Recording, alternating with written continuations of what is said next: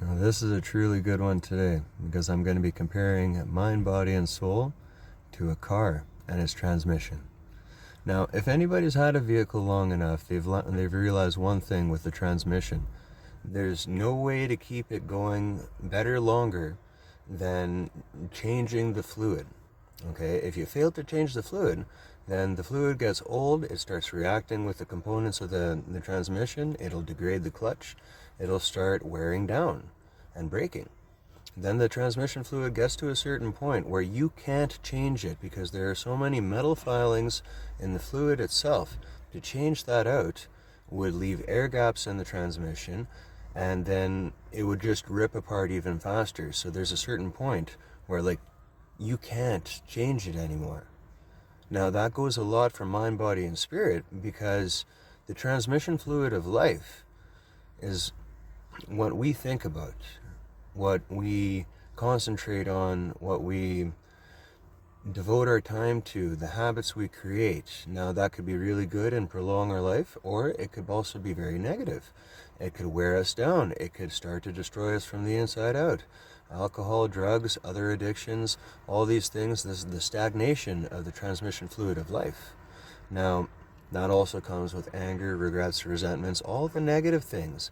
Now, to change the fluid of life, to flush that out, replace it with better things, that is a process of alchemy. It is the transformation that we're talking about.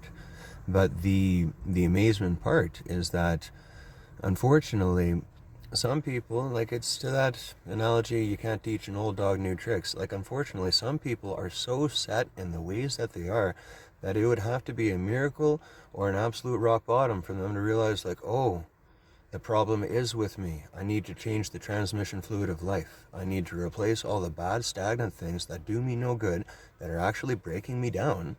I need to be able to flush that out and be able to replace it with something new, fresh, clean, and pure. Whoa.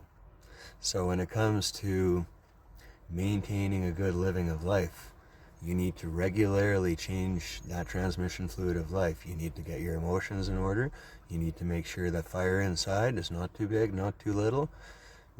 Like Jesus walking on water. He didn't physically do it. It's a metaphor for emotion.